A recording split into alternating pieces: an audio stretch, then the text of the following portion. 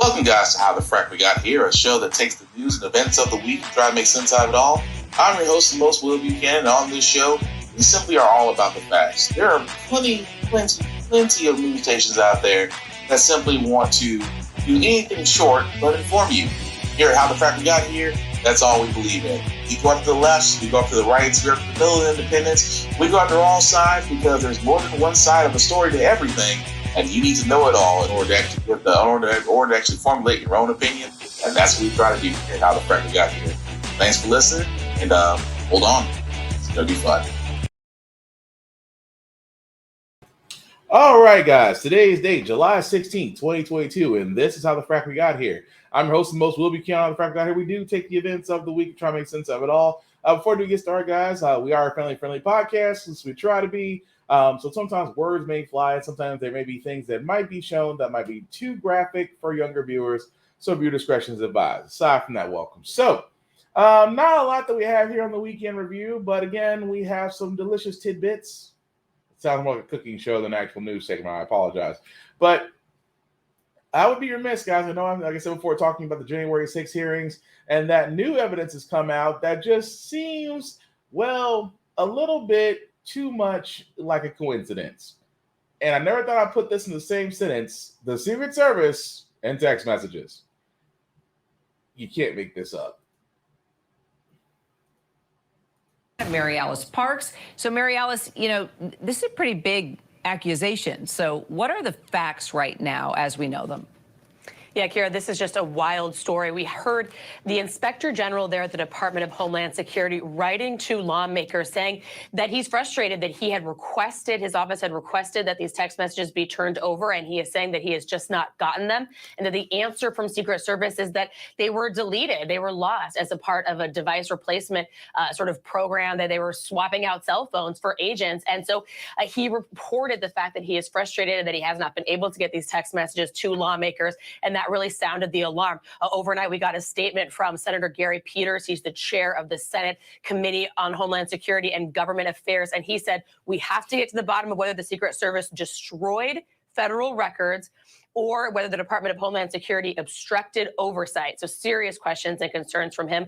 He said that not only does the DHS Inspector General need these records, but that the public deserves to have a full picture of what occurred on January 6th. And they really believe that these text messages might help fill out that full picture, Kara. So the Secret Service continues to say it has cooperated with this investigation, even putting out a statement saying that the insinuation that the Secret Service maliciously deleted text messages following a request is false. So what do we know about their role specifically in this investigation, if anything at all? Yeah, I mean, they've been asked to participate in multiple investigations, not only sort of the most high-profile one on Capitol Hill, the January 6th committee, but these other investigations happening across the federal government, like the Inspector General's own investigations taking place within the Department of Homeland Security. Secret Service has been asked to cooperate. And you're right, you see in their statements overnight, they're saying, we have been. They're saying, that don't accuse us of wrongdoing. We've been helping. We've been turning things over. They've tried to say that this was a part of a routine sort of maintenance upgrade, device upgrade, that there was nothing nefarious here. But they're going to continue to face a lot of questions. Are there backups? Why was this kind of device replacement able to go forward? Whose devices were replaced? When? Why? Why wasn't any of this stopped? I mean, I think there's going to be a lot of questions, because it is no surprise that people will be interested in the records from Secret Service for that day. Well, and so is the Inspector General. It's putting out a statement as well, saying the Inspector General Act provides that an Inspector General shall have timely access to all department records and other materials related to department programs overseen by the Inspector General. So what kind of pressure can the committee put on these agencies, Mary Alice, to actually recover deleted texts? Yeah, clearly the Inspector General really frustrated there. They can put a lot of pressure. The committee can really side with the Inspector General. I mean, we have seen this committee be bold in their actions. We've seen them subpoena records up and down the federal government. And we've seen them get a lot of help from the White House and from other branches of the federal government, the National Archives and DOJ, turning over records, being supportive of their work and the investigations surrounding that day. We've heard the White House in the past saying that they want the information out there. They want the public to know exactly what happened. So I imagine if the committee puts pressure, they're going to try to get answers. So bottom So like again, guys, it was weird. I admit, completely weird that not to go tinfoil hat here, but the timing of it all. Keep in mind, January 5th and 6th, that text messages were deleted. Now, of course, this could all just be coincidence. This could all just be that, well, this is just the process. This is the changing of the guard of Secret Service detail, because every president leaves with their own detail. Even Dorito. But you can't help but wonder. It's like it's kind of like it just bothers you. It's like on that day, we knew, if you've been paying attention to the hearings, we've heard what Trump has said to Secret Service, to his own cabinet, to his own family members, to his White House staff, to his advisors. We've heard it all. No one is sitting there saying that he was really starting to show his senile, crazy, old, paranoid self that he may no longer be president. And the idea of prison started to get to him. I understand that. But it just makes me wonder, and I don't mean to play conspiracy theory. I don't mean to put the tinfoil hat on. But I can't stop wondering.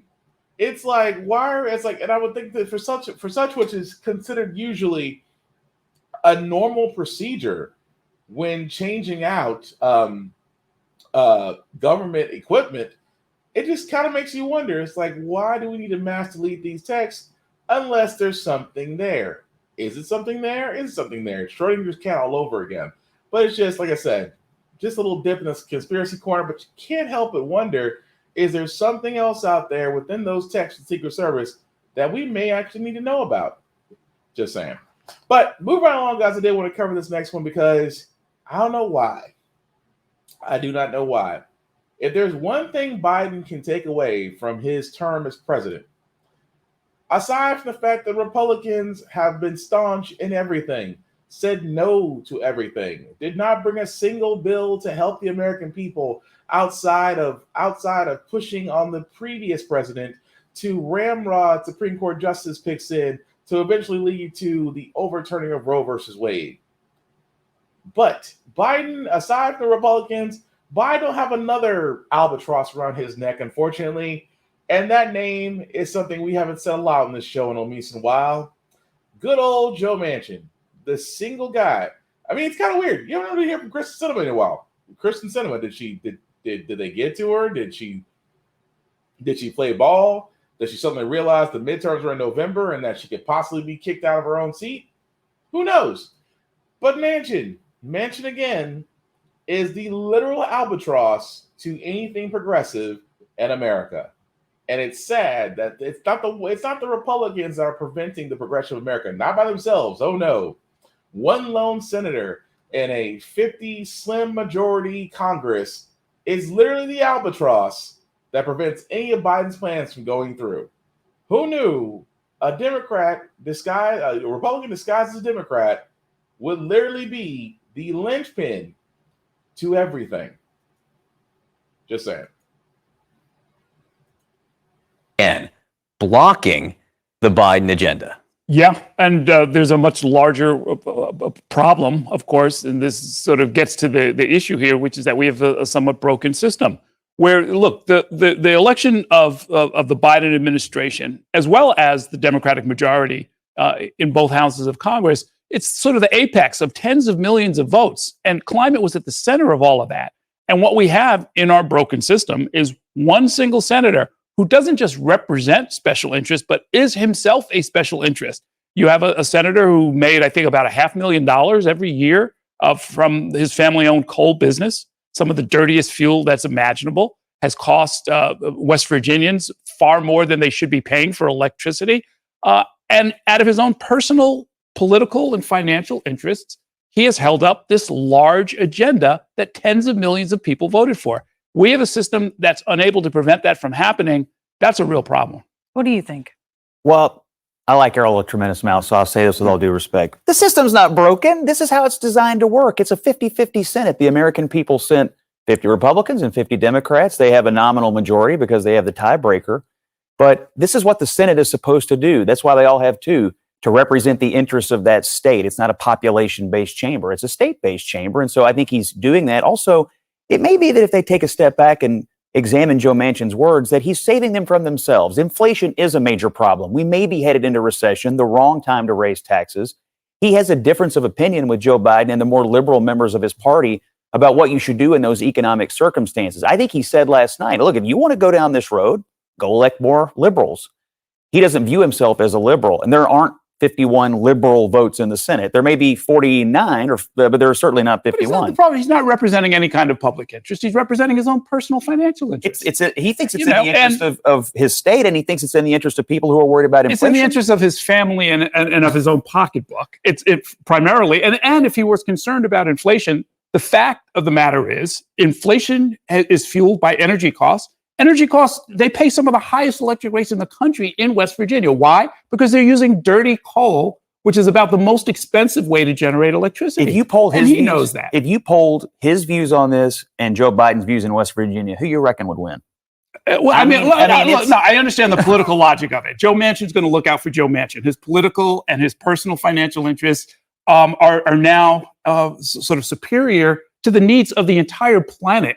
And the needs of the administration and of the party and of the whole country. That's what makes it feel like a broken system. At a time when we have massive energy spikes for everyday consumers, I do think there is some logic in what he said about putting the climate agenda on the back burner while we sort out our short-term energy cost issues. And I mean, they're dealing with this in Europe as well. I mean, they're burning coal in Germany now because they're bracing for the economic impacts of their energy shortages as well. So I think to put this all on a personal vendetta or a personal sort of I just don't think it's true. I think the people of his state expect him to act this way. Well, I don't know if the people of his state expected him to string people along for months and months, which is the reporting here. Apparently, that he acted as if he was going to be bargaining in good faith, and then at the last minute said, "No, the whole agenda is dead. Everything that I said about trying to sort of support renewables, electric cars, any kind of climate change legislation was all a big sham, and I'll go continue to make money from dirty coal." And there are questions about if Chuck Schumer. So there you have it, folks. They were basically talking about, because the fact of the matter is, guys, is that good old Manchin, good old reliable, flaky, walking conflict of interest Manchin has decided that he didn't like the way the climate talks were going. Now, keep in mind, part of the Build Back America plan included partial bills for climate change.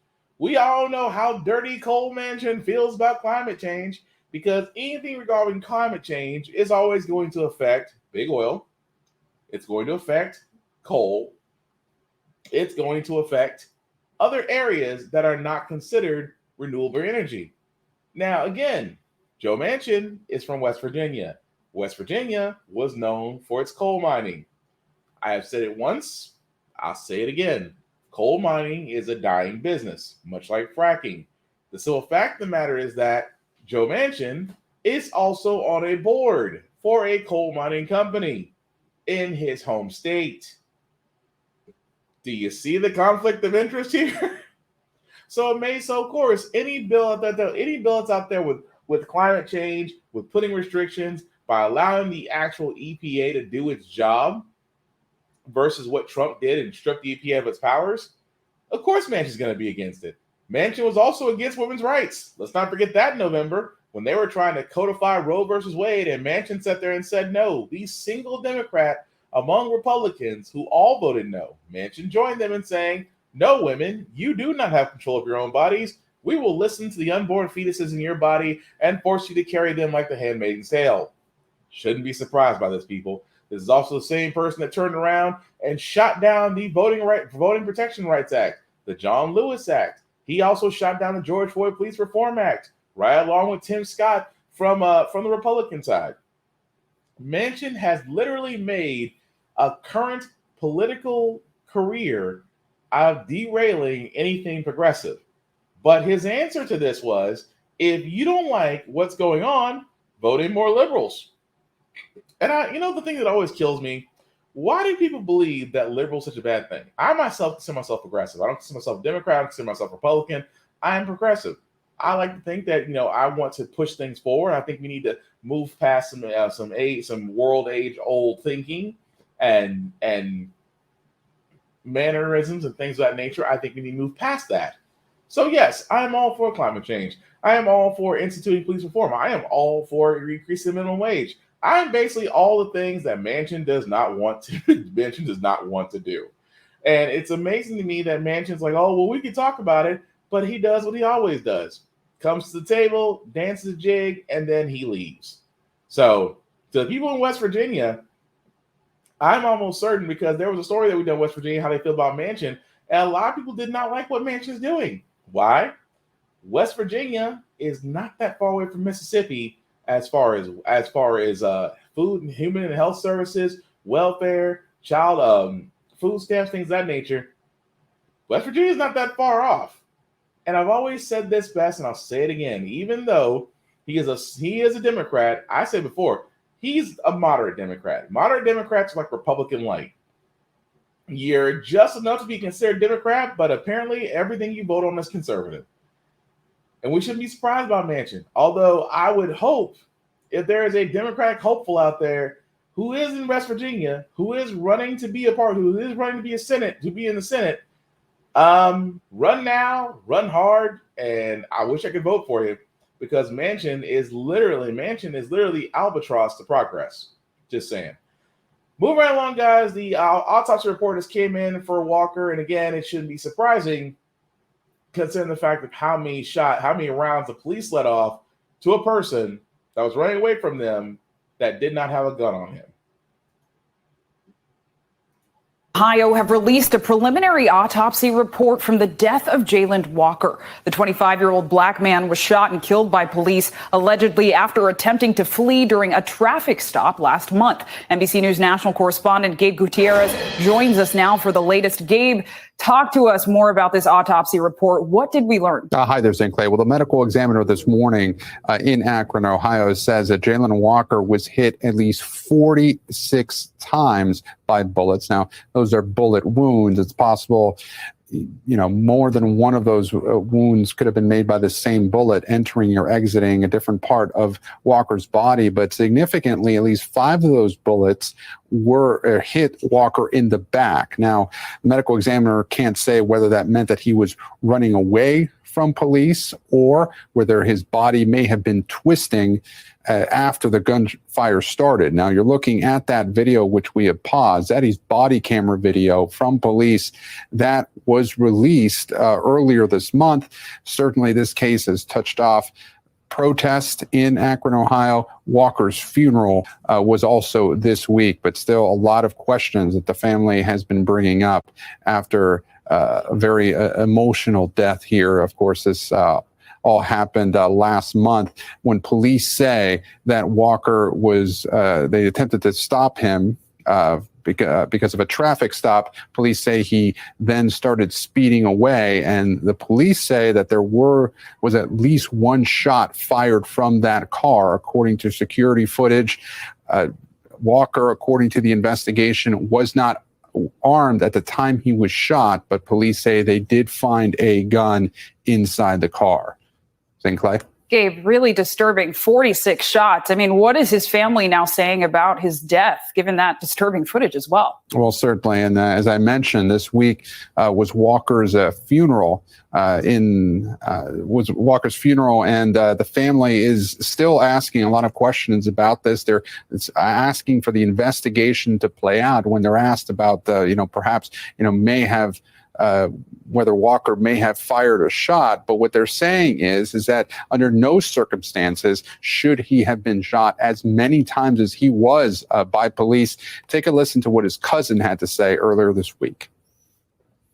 This is a second cousin that I've lost to police brutality, Norman Cooper in San Antonio, Texas. Both I'm close with.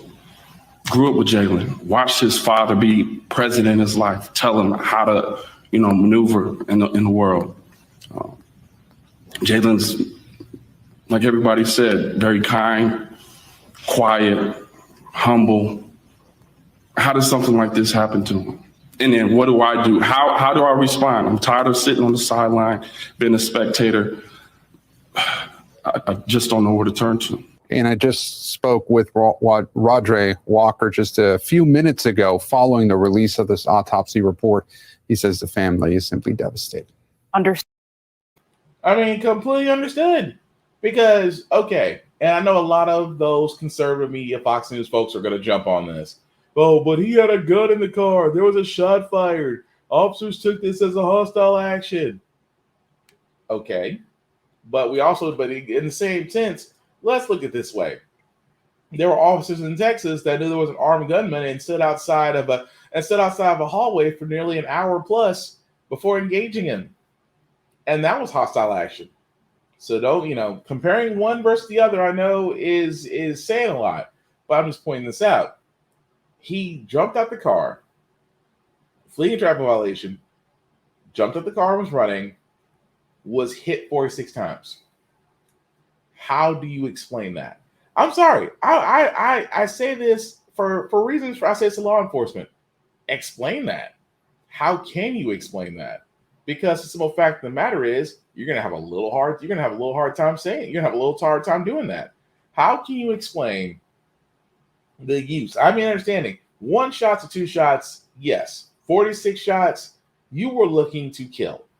And of course, the police's usual giveaway sign is, "Oh, I feared for my life."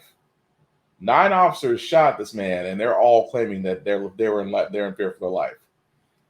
So yes, how do we know this is going to go?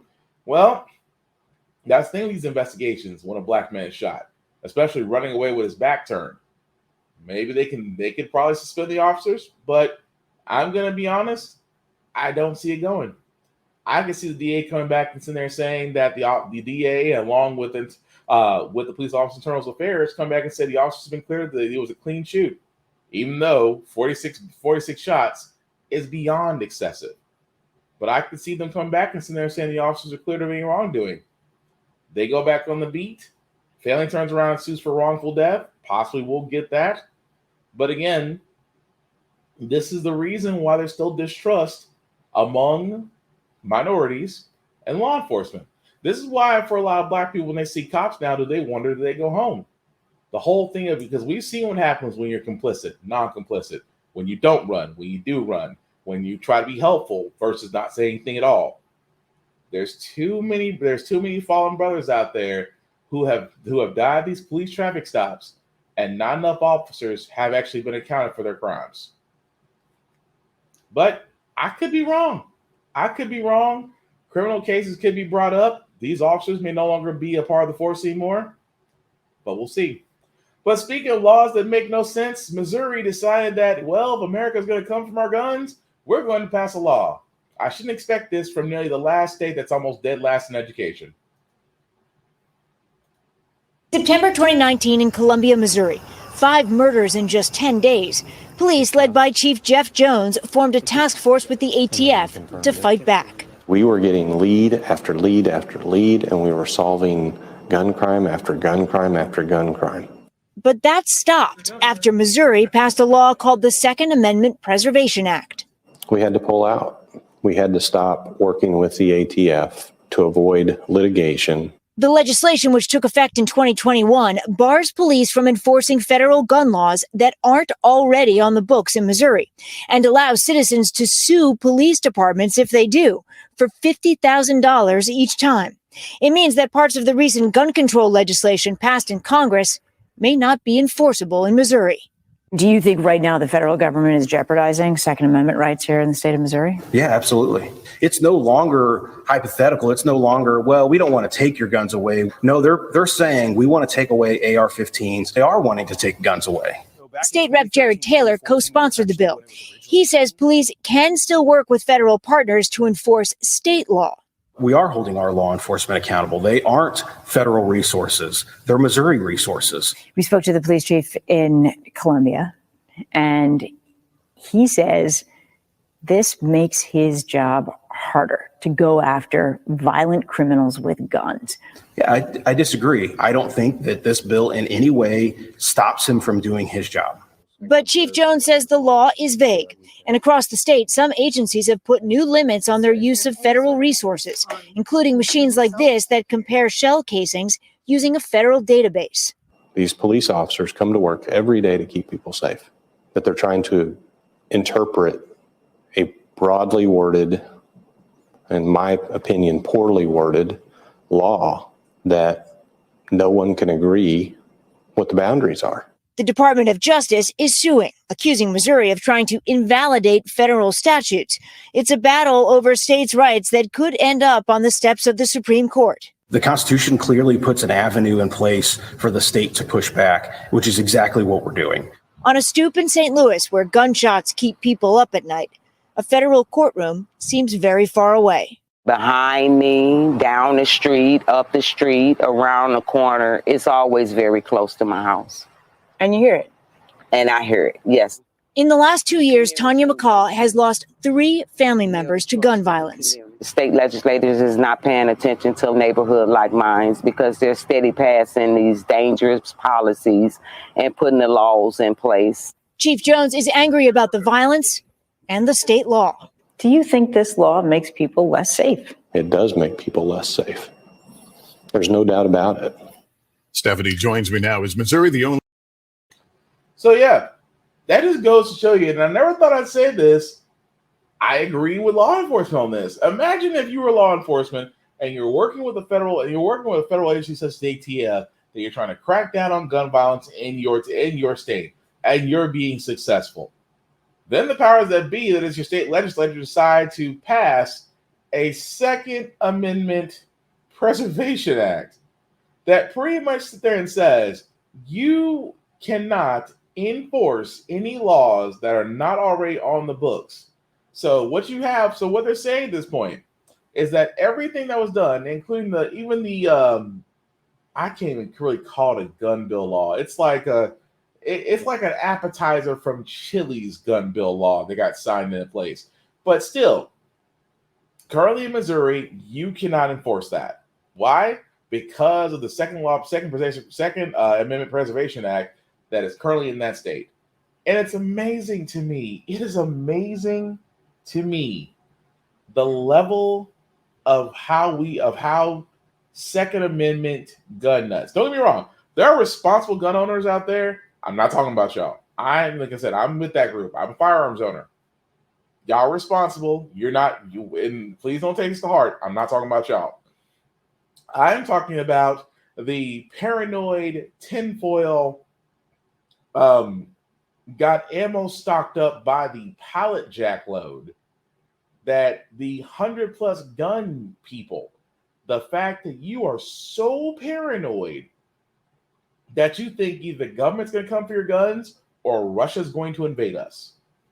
You guys, the ones I'm talking about. Because Missouri ain't the only state, Tennessee, mostly every southern state's full of them. But Missouri took it one step farther. The fact that they believe that somebody's coming for your guns. And you heard the politicians sit there and say, oh, well, they're coming for AR-15s. Yeah. An assault-style weapon. Yes. You didn't say they came for your pistol. They didn't come for your shotguns. They didn't come for your rifles. They came for your ARs. Because I always say this best. As much as I appreciate ARs, if I need to give them up, I would. If giving them up means that, people are safer, that we can actually enforce laws, things of that nature, and it requires me to give my AR-15 up, cool. Because what do I need it for? I mean, I bought it for home defense, but I also have a shotgun. I also have pistols. They also for home defense. But Missouri people like those in Missouri and people like that think that, oh, well, this is going to come for your guns. Oh, the age-old NRA saying they're going to come for your guns. And I've said this many a times. I'll say it again on this podcast. Uncle Sam's not coming for your guns. Do you not realize that the government has access to way, way, way, way, way more better stuff than what you have? I'm just saying, the government has access to better weapons than you got. I say this all the time to gun nuts. Why would America come for your guns? If America wanted to get you or get one of its citizens, had a problem. And there is literally nothing in your stockholder doomsday prep that will not stop governments from getting, that will not stop the U.S. government from getting to you if they wanted to in America. Just saying. But with that being said, though, it does hamstring law enforcement. It does. Imagine that you're actually getting help, but now it's like, well, if you violate this, not only can the fact that your arrest can be invalidated, but they can sue you for $50,000 each time. Now think about that. How can law enforcement do their job if they're worried about the fact that the person they're arresting is literally going to sit there and go, I'm just going to sue and possibly win? It hamstrings law enforcement. Don't get me wrong, I'm all for police reform. I still think it's heavily needed, but I also believe that laws like this make it harder to do their job. I don't blame the police chief for how he feels, because he's exactly right. It's going to make it harder for him and others in that state to do their job because of this dumbass act. It's not preventing anything. You're just making sure, because they're trying to use Amendment 10 against which again, for all things not decided by the Constitution, their powers go back to states for states' rights for decisions. They're trying to use that. But the simple fact of the matter is just that we need to have better gun control than this, because that's what's the messed up part about it. But we'll follow that story as it comes along. But another story that's came out, again, with the fact that Roe versus Wade being overturned. The simple fact of the matter is, guys, is that the next story I'm about to play is going to be very hard to hear. So trigger warning already ahead. But we can expect this kind of stuff, because now a 10-year-old this week had to experience two things in life that a 10-year-old should never experience: the fact of being raped and the fact of how many walls she had to go through just to have her abortion. Again, trigger warning, you can't make this up. Wednesday in Columbus, Ohio, a judge ordered 27-year-old rape suspect Gerson Fuentes held on $2 million bail. It's my understanding she, in fact, just turned 10 years old. According to court documents, Fuentes confessed to raping and impregnating a 10-year-old girl. A detective says she then traveled from Ohio, which has banned most abortions, to neighboring Indiana to end the pregnancy. The case has become the latest flashpoint in the national abortion debate following the Supreme Court's reversal of Roe v. Wade. It was first reported earlier this month by the Indianapolis Star newspaper, citing a single source, an OBGYN in Indianapolis. The story went viral. Last week, President Biden brought it up. Imagine being that little girl. I'm serious. Just imagine being that little girl, 10 years old. But over the next several days, Republicans, including Ohio's Attorney General, cast doubt on the story. We have regular contact with prosecutors and local police and sheriffs, not a whisper anywhere. Then, yesterday, after the suspect's arrest, he issued a written statement. My heart aches for the pain suffered by this young child. I am grateful for the diligent work of the Columbus Police Department in securing a confession and getting a rapist off the street. The Wall Street Journal editorial board had also previously questioned the story. Now it's published a new editorial correcting the record, writing, it appears President Biden was accurate.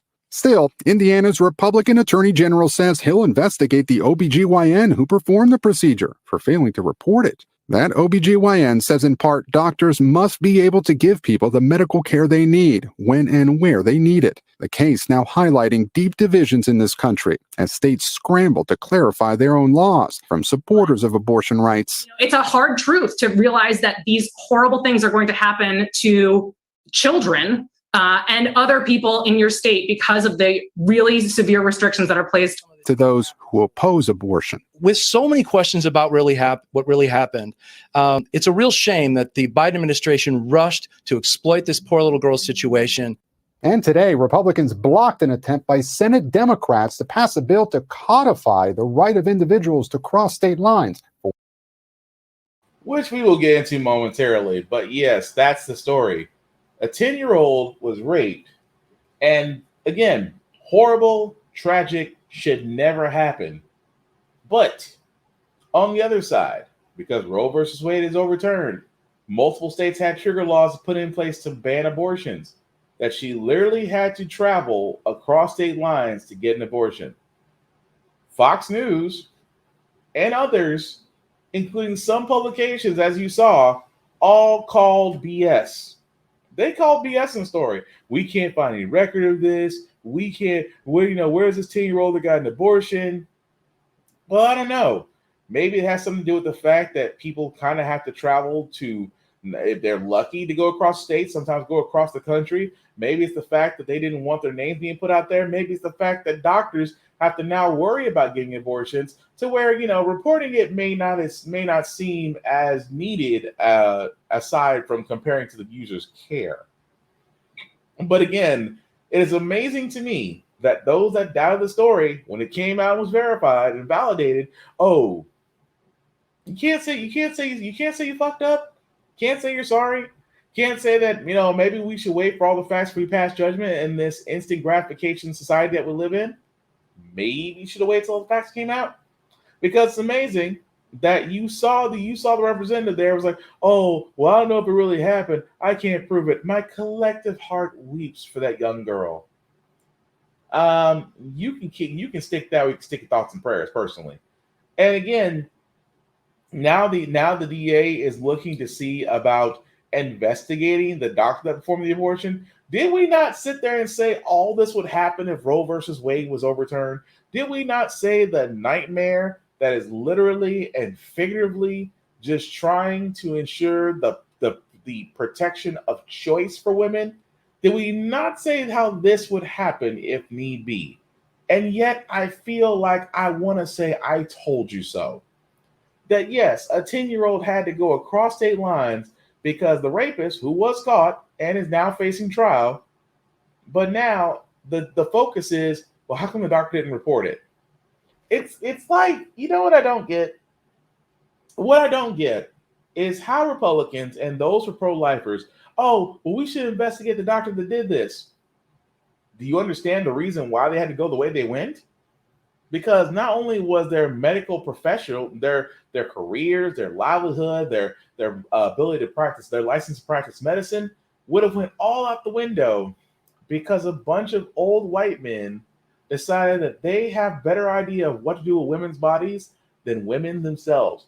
That an overly conservative Supreme Court sat there and said, no, we're going to listen to a fetus instead of the person carrying the fetus. You basically, those people, I say it all the time, if you are pro-life, pro-birth, you basically are saying women are no better than broodmares. And at the same time, we now see the horror of a future where hopefully little girls like that 10-year-old don't have to go through. But now it's a very possible future, and that's fucking scary. But again, a little bit in that video they did talk about, though, was the House, mainly the House Representatives, were trying to pass bills to restore abortion rights. And, well, it's symbolic at best. The bill is passed. For the first time in the post-Roe era, the House passing legislation to fight the Supreme Court's decision to overturn Roe versus Wade. Our pro-choice, pro-women Democratic majority stands resolute. We will take further action to defend women's reproductive freedom. The Women's Health Protection Act and Ensuring Women's Right to Reproductive Freedom Act are a pair of bills meant to restore and protect abortion rights for American women. Every single American has the right and the freedom to make the health care decisions that they need, including abortion. Democrats' abortion agenda is much more radical than anything that was in Roe. We stand on the side of life. It's unlikely they'll become law, with the bills expected to fail in the Senate. Overturning Roe versus Wade was a historic occasion that signals a new beginning for millions of unborn American babies. I'm looking forward to informing the American public why the Supreme Court's decision is a positive development for our country. So far, at least 13 states have seized nearly all abortion services, including Ohio, where officials say a 10-year-old girl was raped, impregnated, and forced to leave Ohio to get an abortion. The Attorney General of Indiana announcing an investigation into the doctor who performed the abortion in that state for potentially failing to report the rape and the abortion, even though records show the doctor did file a termination of pregnancy report. The doctor's attorney saying she has not violated any law and that they're considering legal action against those who have smeared her name. And all of this is happening as the state of Texas sues the Biden administration after the White House wrote a letter to hospitals this week reminding doctors that they are protected by federal law to terminate a pregnancy as part of emergency treatment. Planned Parenthood slamming the lawsuit, saying the consequences will be devastating. So yeah, I mean, don't not get me wrong. I say this all the time, but there are some things that are just symbols. You know, the House trying to pass bills to protect Roe versus Wade. Yes, they'll pass the House. Now they're going to the Senate. Good old Joe Manchin is still sitting there. Good old Cinema, which again is a name we haven't said in a while, from Arizona, still sitting there. In a perfect world, Democrats would have it made. They could literally sit there and use their slim majority. Kamala Harris, Madam Vice President, would be the vote that gets them over the hill, and it'd be codified. We said the same thing about the Voting Rights Act. We said the same thing about the George Floyd Police Reform Bill. We said the same thing about Building Back America. We said the same thing about canceling student loan debt. We said the same thing about increasing the minimum wage. We said the same thing about repealing Trump's tax cuts, which are still in effect currently. The thing about this is, guys, these are symbolic because, unfortunately, we have a Congress, especially for the fact that Democrats, who again are going to have a hard time trying to win their case in November, even though Republicans have all sat there and told women, by far the biggest group of voters out there, outside of minorities, you just sat there and told them that their rights don't mean shit to you. So if I was Republicans, I would be very concerned come midterms because you just pissed off possibly the biggest group of voters out there who either make sure to either increase Democrats or, in a very bizarro world, may actually bring more Republicans. And if that happens, I'm really going to be scratching my head. But again, it's this whole thing of it's a symbolism thing. I don't think Biden can get it through because, well, Biden right now is just, he's managing the House. Even though the House is on fire, even though the House is literally about as shaky as a firecracker, but Biden is doing all he can to minimize damage while he's in Saudi Arabia playing nice with the same people who may have ordered Jamal Khashoggi's death. Surprising. But moving right along, guys, last story that we got before we get to our feel-good segment, guys, is that I like the fact that progressivism is not lost on the youth, especially with some of the fact of the matter is just that kids, I will say this all the time, challenge everything, write, learn, read what they don't want you to read, still be intelligent, critical thinking people. That's all I hope for the next generation. And these group of kids are doing exactly that. But pay attention to the lady at the end because what she says is just, well, it's Fox News thinking. Voices must be heard. Students with the Pride Liberation Project rallying ahead of the Fairfax County School Board meeting, saying the Supreme Court's decision to overturn Roe versus Wade has pushed them to shout even louder in support of proposed changes, including combining genders in some units of family life education or sex ed. If they adopt this reform of creating co-ed FLE, they will be taking a step forward in advancing inclusivity of transgender, non-binary students. And it's a step forward in, recognizing that queer people need to learn about their sexual health as well in a safe way. The recommendations made by an advisory committee recommended mixing genders in grades 4th through 8th on topics including puberty and sexual health, something that is already done in some Metro DC school districts. Still, it is a controversial topic. Some of the discussions are about activities which I think almost are sexualizing our children to some extent, up to the point of almost grooming them. I think this is not a good idea to have them both all in the same class, boys and girls. I mean, while there was no vote on the changes, the board prepared to appoint new members to the advisory committee.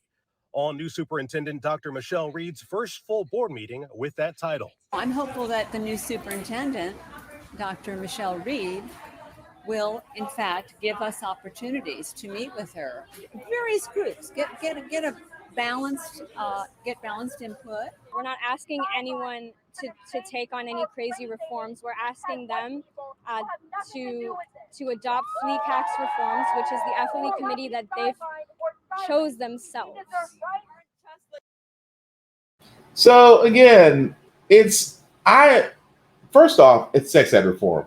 Sexual education needs to be taught anyway. Why? Because when sexual education is taught in schools, teen pregnancy drops, STDs or fatal diseases drops, and the simple fact of the matter is they're informed. Again, like this show, you do a lot better as a society if we're informed. And it's amazing to me that what they're asking for is they have same-sex sex reform. Oh, well, I don't think we should have we shouldn't have this because it's almost like you're grooming them. For what? What are you grooming them for? I mean, considering her age, I'm assuming she's probably in her, born. And I'm not trying to make fun of the lady, but let's be honest, she looks like she's in her 60s. So let's wind the clocks back. She was probably born around the 50s, 60s. It's just, I hate to say this, but it's amazing when something is new or something progressive is introduced, there's always fear. People fear what they do not know. And I never understood that. Why do you fear what you do not know in the sense that this could actually be beneficial? Every child should learn sexual education. They should, for multiple reasons. But saying that that's going to groom them, that's the part where I'm just like, no. If anything, I could be real and say church grooms more pedophiles than school does. I mean, considering the most recent stories, I could say that. I could say that Boy Scouts had a history of homosexual acts performed on boys by scout leaders. But nobody's saying that. I could turn around and name 3 different areas, including music, which, by the way, the 50s and 60s groomed a lot of people. But again, nobody's talking about that. People fear what they do not know and do not want to embrace change. And kudos to those Virginia students for trying to do just that. But that being said, guys, we're going to go and move into our feel good segment, because usually how the fact we got here, we usually cover a lot of things that are doom and gloom sometimes. Make use your faith in humanity, but hey, it's the weekend. Hopefully it's nice and sunny where you are. Hopefully not hot. But if you're like me in Tennessee on God's hot plate, we are unfortunately still stuck in the 90s, and I cannot wait for freaking winter. But anyway, we're going to leave you guys out with some good vibrations, and hopefully these next 3 stories do that. Of course, this next story, which is basically an idea that has turned into a movement that has actually helped the city, and it all involves bottles. Yes, I feel like this is a Bill Nye. This is like a Bill Nye segment, but just go with me on this. This New Orleans neighborhood, millions of glass bottles from Bourbon Street and beyond are sorted, scooped, shattered, and recycled. Glass Half Full is the brainchild of Max Stites and Fran Troutman, college friends who were shocked to realize the city has no curbside glass recycling program. This idea came to you while you both were still in college. Correct. We didn't feel like we could really wait. They started small, collecting used bottles in a backyard. Now, 2 years in, they're running a 40,000 square foot facility. All of these are filled with glass. Yeah, this is all from like just one drop-off day. So far, they say they've diverted more than 2 million pounds of glass away from landfills. But turns out the bottle's second life is even more impressive. Take a feel of that, and I can't believe it's glass. This is like powder. The sand-like product fills up bags for hurricane prep, and the coarser variety spread along the Louisiana shore to help replenish the disappearing coast. Louisiana is one of the most susceptible to climate change. So we need to be thinking outside of the box and doing things differently than we have before. Across the state, thousands agree. I'm here with a collection of my parents and their friends' glass. So it's nice to actually see it helping out. A lot of people don't think about where their waste is going. And I think that's something we're trying to change. Cheers to that. Blaine Alex. And I thought that was pretty cool. Number one, the simple fact of the matter is, it's recycling. I'm all about climate change, trying to make things better. And again, for all those people that fell asleep in science class, yes, glass does basically become a sand-like powder when crushed. Yay, science. But again, good people just trying to keep the planet moving. I can't knock that. The next one is, well, if you're going to be a paratrooper, who's about to go into a plane. And if you're like me and you are not a good flyer and have a fear of heights, well, I want to remember this. I want to remember this next tidbit that they did to relax. Sing My Girl. And I'm kind of mad. It sounded pretty good. Well, here's the 82nd Airborne Division. Tonight at Fort Bragg in North Carolina, members of the 82nd Airborne Division in perfect formation. I guess you say, what can make me feel this way? My girl, my girl, my girl. Singing My Girl by The Temptations. I don't need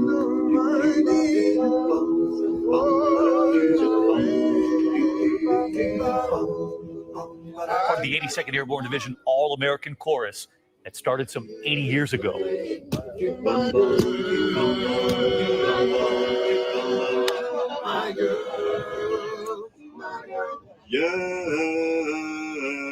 Between helicopter jump training on the drop zone, their jump master, Army Sergeant Kara Hall, requesting a song.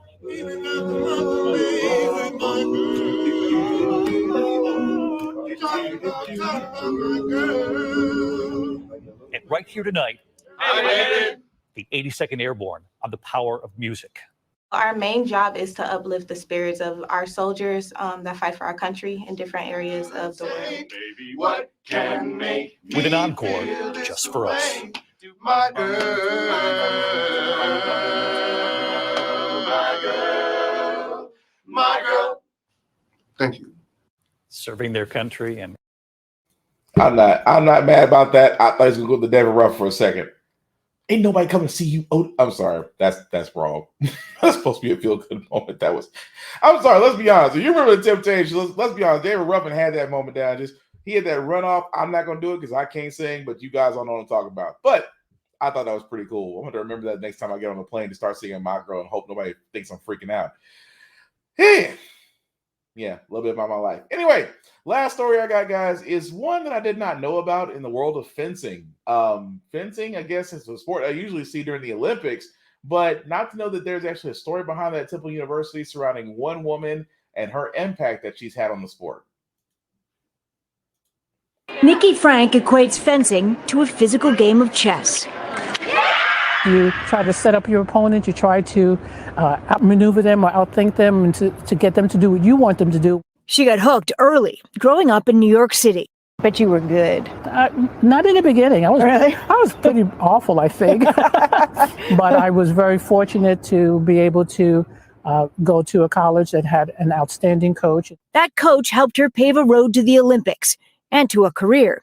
Frank started Temple University's first women's fencing team in 1972. People would come into the practice facility and they would immediately walk up to my male assistant coach, assuming he was the head coach. Yeah. It couldn't be me, Nearly 900 wins later, no one makes that mistake anymore. Could you have imagined, in those first few years of that program, having a space like this? No, not at all. But the true measure of her success is the impact she has had on her athletes. Your time fencing with Nikki is a part of who both of you are. Yeah. Absolutely. Yeah. Coach demands a certain level of decorum and effort.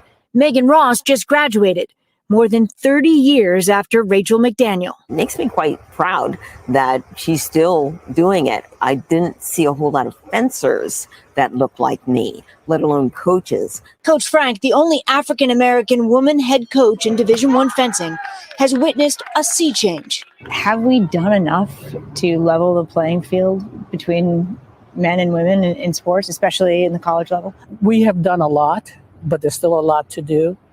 So she'll be back next fall, 50 years and counting. Stephanie Gosk, NBC. Yeah, I thought that was pretty cool. Number one, that I did not know that there were black head coaches, especially black women head coaches in the sport. But definitely we'll let people know about that because, like I always say before, representation. I haven't been the only one to say it. There have been others out there saying I'm just joining the chorus. Representation matters. It really, truly does. But that's going to do it for this podcast, guys. So I do thank you all for watching, for liking, letting people know this is live. I want to know what you guys think. I mean, what do you think about the stories that we covered? You know, your thoughts on it. Do you agree with me? Do you not agree with me? It's completely okay. I still want to know. That's what conversation drives the nation. That's all I'm saying. But some shameless plugging before I do get out of here. Shout out to my boy Ed Vaughn, BigBZA on Facebook, BigBZA on all socials. He does have a new beats page out, so you know if you do like a beat that he's doing, talk to him about it. He actually might sell it to you. Also, he is coming out with some new stuff very soon, but definitely check him out. Devon Westman on Facebook, BigBZA on all socials. Aside from yours truly, guys, you can find me at BlockFox447 on Instagram. I usually post reviews or anything I watch or listen to or play, and also do gym stuff because I do a couple push-ups. Yep, trying that. Smaller screen, got to work with it. And also at the same time, I am honestly all about encouragement, pushing people forward, motivation, because we need that this day and age. We need to learn to be kinder. We need to just you don't have to be overly nice or go out of your way, but just be freaking decent. Say hi to somebody you may never say hi before. It doesn't have to be a long-lasting goodbye or stare lovingly into their eyes. Just say hi or hello. How you doing? You know, just basic decent things. Because the reason why I say that is because you don't know what everybody's going through. Everybody's got their own personal storms they're going through. But you just being kind and decent, you may do a lot more than just brighten the day. You may actually save a life and would not know it. So again, it takes zero energy. It takes zero energy to be nice. It takes 100% of your energy to be a dick. Trust me, because I'm all about the pay stuff sometimes. Also, forget it, guys. I know you see my ticker at the bottom, but let me blow this up. If you copy and paste this link into your browser, we'll take you to my link tree. That's the YouTube and Facebook group for all my podcasts. How the Frack got here, Get Bit, and of course the Uploads podcast. So definitely check them out. Like if you like them, subscribe to the channels. Let me know who's paying attention. And like I said, comments. I want to see what you guys think. Or if you think I'm doing a great job, just say, hey man, I like what you're doing. You know, you're doing an awesome job. I'll appreciate that. But I just want to know, because part of this is just my therapy. Part of this is like my mission in this podcast is to inform, get people informed in current events, local, not just the federal level, but the local level as well. Get into your community, learn about the folks that are trying to basically run the show. That's what I'm saying about. And, you know, don't just disregard everything at face value. Really get into it. Find out the truth. Not to say about tinfoil hats, but actually from reputable and legitimate sources. That's my mission. That is my mission that I hope that I can inspire people to do. So with that being said, guys, again, COVID is still out there. So if you're going to be out in large groups, please wear a mask. Please take care of yourselves. Like I said before, we take care of ourselves, we take care of others. Because again, COVID's not gone. COVID and its Omicron variants are still out there. But until a lot of us get on the vaccination train, we're going to be dealing with that until it finally dies a cold and timeless death. But the last thing I'll say about how the Frack got here, it's all about staying informed. We are not trying to reinvent the wheel. We are simply giving you all the information, but providing a logical perspective that goes along with it.